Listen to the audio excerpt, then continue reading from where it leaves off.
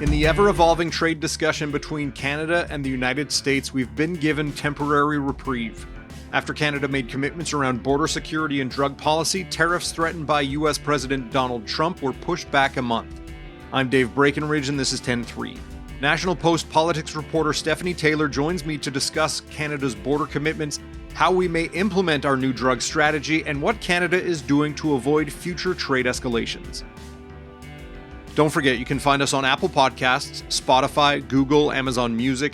I'd love it if you could leave us a rating, a review, and tell your friends about the show.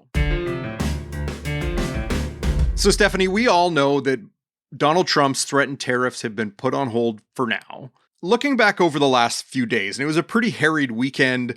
I think more of us were working over the weekend than we normally would on a normal news weekend. But looking at how Canada responded to this whole mess, in broad strokes, what did Canada agree to do to prevent all this, or at least to postpone all this? So things kind of came to a head Monday when Prime Minister Justin Trudeau and US President Donald Trump had two phone calls. They spoke in the morning. Shortly after they spoke, that's when news came out that Mexico and the United States, they had reached a deal because, of course, President Trump was promising or vowing to levy the same 25% tariffs on Mexican imports as it was for Canada. A second phone call happened Monday afternoon. Not long after that phone call, or a bit afterwards, Mr. Trudeau released a statement saying that they had discussed a number of things, namely Canada's $1.3 billion border plan, which was announced last year. It's supposed to run over 6 years.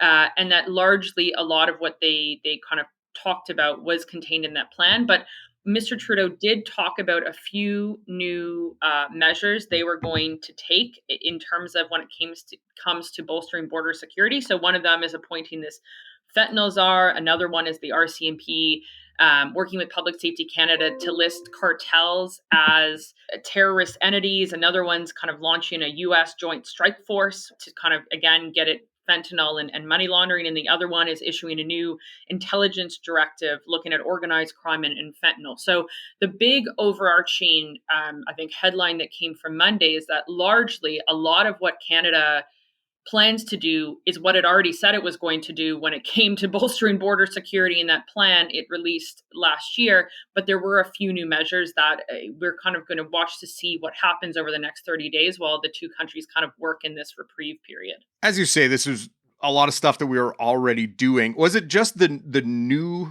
items that kind of pushed us over the goal line in terms of this? Or is it just, do you get a sense that perhaps Donald Trump is being Donald Trump and he's just, looking for concession, looking for people to move on things that are important to him? Or were we actually kind of moving forward in this relationship with him? We don't know what President Trump is thinking. We do know that in the context of the weekend and him confirming that he did plan to move ahead with tariffs on Mexico and Canada, that also a lot of business leaders, industry leaders, members of Congress, senators, they began to speak out about what this would mean for America, what this would mean for prices. So President Trump, we don't know to what extent the pushback he received internally may have played into kind of his willingness to make a deal or an agreement. What factor that played into kind of this 30-day delay we got as Canada on Monday, but certainly that had happened. Again, the threat of tariffs has not gone away. We have 30 days to see what will happen, what Canada will do, what Mr. Trump will kind of decide. We know that there is another study that Mr. Trump has ordered through an executive order that is due April 1st, that it's going to be looking at the U.S. and trade deficits with a number of nations, including Canada. We also know that the Canadian government at this point no longer believes that Mr. Trump's concerns when it comes to threatening tariffs have to do with the border and fentanyl. Over and over again, we hear Mr. Trudeau and Canadian officials say that less than 1% of the migrants and the fentanyl entering the U.S. comes from Canada. And Mr. Trudeau held a call with opposition leaders this past weekend after Mr. Trump signed an executive order saying tariffs were happening, where all of these leaders agreed that they really kind of felt that the issue at hand is sovereignty. And so we, at the end of the day, aren't really sure what it was that moved the needle, but there were a number of factors at play. And as you mentioned, Justin Trudeau promised to beef up patrols of the border. I think he used the phrase 24/7 eyes on the border. Do we know what that commitment entails in terms of boots on the ground? Will it be Canadian Border Services Agency officers? Will it be Mounties? Will it be soldiers patrolling the border? I know that Mexico promised 10,000 soldiers at the southern border. What is Canada looking at doing with regard to the border? So, National Defense Minister Bill Blair's office has said that there will not be military personnel heading to the Canada US border. However, the military has sent about 50 drones to the RCMP and plans on sending about 20 more. We have not received a breakdown from the government as to who exactly these nearly 10,000 personnel are, but the expectation is a lot of those staff are already doing the work. So, the Canadian Border Services Agency, who are responsible for patrolling the actual ports of entry, they have about 8,500 frontline staff. The RCMP is responsible for police unit patrolling in between ports of entry. We know that from this fall, from past the last fall, the RCMP Commissioner Mike Duhem said the RCMP had beefed up the number of people it was sending there, as well as was relying on more drones, using some kind of Black Hawk helicopters, and relying on technology in order to keep those 24/7 eyes on the border, and it's not just all kind of falling down to manpower. And we also know there's been a number of provinces, say like Alberta, that have promised to send some of their local police or local sheriffs, or in the case of Manitoba and Saskatchewan, conservation officers for the border. So it's kind of a smattering of different personnel from different piles, if you will. But we also don't know, for example, how long these extra patrols are going to be there. For example, how long are provinces going to be kind of redeploying some of their own conservation officers to head down to the border? And as you mentioned, another thing that the government has promised to do is appoint something called a fentanyl czar. And I know in the United States, the notion of a drug czar, someone who oversees U.S. drug policy, is something that's been around for a while. But Canada doesn't typically have positions like that in its government. Some of these things are handled by the minister or the ministries involved. What is this person supposed to do, or what department will they work for? How is this all supposed to play out?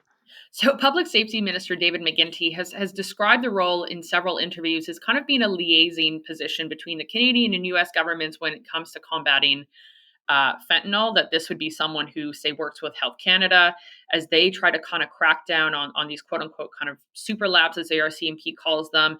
But this is a person who could also, say, work with Global Affairs Canada, because we know that there is an international component to the drug trade. But the actual specific specifications of the job, when are they going to start? We don't have the details of that yet, including whether or not this person is going to be assuming this role by the time that 30-day delay window is over, when it came to Mr. Trump and Mr. Trudeau saying that they're going to hold off on some kind of a trade war.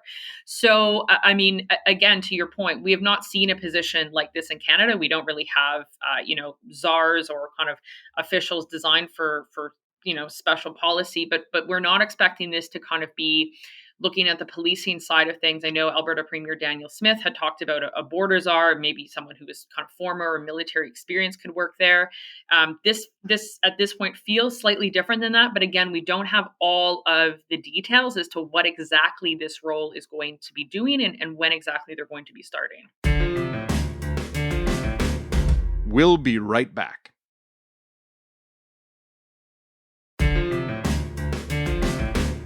And when it comes to listing drug cartels as terrorist organizations, what does that designation mean? I mean, what power does it give the government that it doesn't already have in dealing with groups already committing criminal acts like drug trafficking and potentially murder? Yeah, the government says that it's all about following the money. So if you are an organization that is listed as a terrorist entity in Canada, what that means is your financing is choked. Banks can't work with you. It becomes an offense for someone to be providing you money because you are a terrorist group. So it really is an exercise about, following the money, trying to choke the operations, insofar as they exist in Canada, or insofar as players in Canada, maybe kind of aiding and abetting or helping some of these international cartels. But again, we don't know when we might, for example, see kind of that first listing. There is a process that plays out for example, RCMP and Public Safety Canada, they have to kind of, look at and look at a group and see if it meets a number of specifications, see whether that what they're doing constitutes to the level of terrorism, and then we'll ultimately list the entity. But it really is about kind of choking the financing of these groups. Now, as we've seen with Donald Trump, some of these motivations are sometimes a moving target. There's been talk about the trade relationship. There's been talk about border security. There's been a lot of trolling around Canada becoming the 51st state.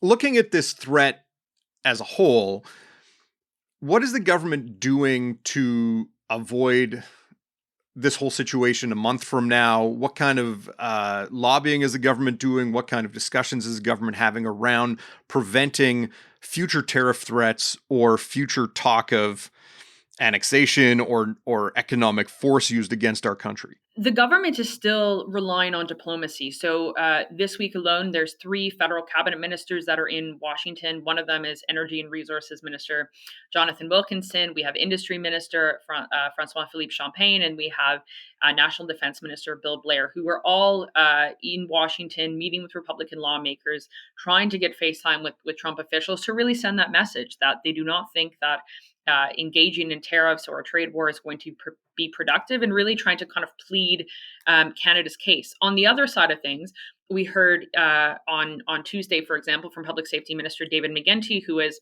near the Canada-U.S. border in a community in Emerson, Manitoba, saying that it was going to be kind of full steam ahead on doing what they felt they needed to do at the border, and that the kind of priority number one is stopping the tariff. So there's kind of 2 fronts that the government is fighting this on. It is kind of on this diplomacy, trying to get face time and speak to officials and plead Canada's case and lay out as the government sees it the facts of the situation, but then also trying to make good on the border promises made in the fall, some of the new ones made this week, and whatever might be coming down the pipe kind of as we get closer to that 30-day period. One of the issues that's come up a lot in this whole discussion is the fact that our trade with the US is such a huge part of our export market, a huge driver of our economy.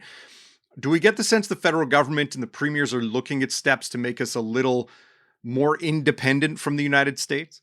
So certainly, the Prime Minister announced today that on Friday there's going to be this kind of special summit that's focusing largely on trade and the economy in the context of tariffs. And one of the big kind of topics is going to be about diversification, because we know Canada is very, very reliant on the U.S. Economy. We know, for example, the Prime Minister spoke today with UK Prime Minister Keir Starmer. We don't know the details of that call, but certainly other ministers have talked about this need to diversify and expand Canada's trading partnerships. And we also domestically even have premiers that talk about, there's no time better to try and increase trade among the 13 provinces and territory when there's been these kind of long-standing barriers to getting goods across the border. Now, the big elephant in the room for all of this is that we're still dealing with the United States. Billions and billions and billions of dollars worth of trade on both sides of the border are not going to go away overnight, nor do a lot of interests and partners on either side think that's realistic or necessarily want to. But certainly there is a climate that if ever there is a time for Canada to look at trying to kind of accelerate or enhance its other trading relationships, it would be right now. And this all comes as the government is under threat of a non-confidence vote as soon as Parliament returns. The Liberals are in the midst of a leadership race. Do we get a sense that Parliament could return before late March to address some of these issues, to debate some of these issues among all parties? Or are we left with Justin Trudeau navigating us through this issue and then it falling on whoever his successor happens to be? That last scenario appears to be the option now. The Prime Minister was asked over the weekend in announcing the retaliatory tariffs Canada was going to advance about the option of recalling Parliament, and he was pretty unequivocal that that is not an option the government is pursuing. A number of his ministers have said that when it comes to making the changes it needs to make, or potentially even offering support, there are existing programs and existing mechanisms that the executive branch and that the government itself can do versus needing all of Parliament. But of course, there's opposition party leaders that are saying Parliament needs to be back in session, so that pressure isn't going away. You have business groups, an increasing number or so are coming out and saying the same thing. But at this point, it's also worth saying that that 30-day window that President Trump and Prime Minister Justin Trudeau have agreed to kind of expires near the first week of March, and just as Mr. Trudeau is preparing to kind of leave office. We know the Liberal Party of Canada is going to be announcing its new leader, the person who will become the Prime Minister on March 9th. And so right now, as we're speaking, it kind of seems to be that the Prime Minister Justin Trudeau is going to be the one navigating this as the head of the government, and then whoever his successor will kind of be picking this up come early March. Is there anything else that you're kind of watching for over the next few weeks as a signal that the government is making headway on this, or are we just kind of in a holding pattern now to see, okay, they've had meetings, maybe there won't be a March 5th deadline, maybe it'll get pushed back even further? I think we're certainly going to be watching to see what the Canadian government is willing to do. I think this threat of tariffs, although Monday was a win for Canada, I think a lot of people would agree it was.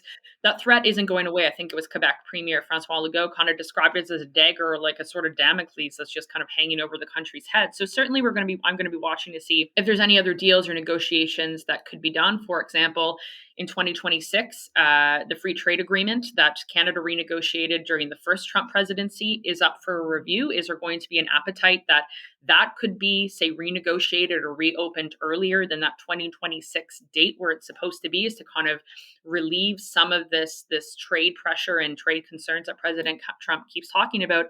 But I think politically, domestically, we're in a really interesting moment in that you kind of have in some ways a bit of a resurgence or an expression of Canadian pride. You know, we've seen Canadians booing the American national anthem at NBA games or NHL games.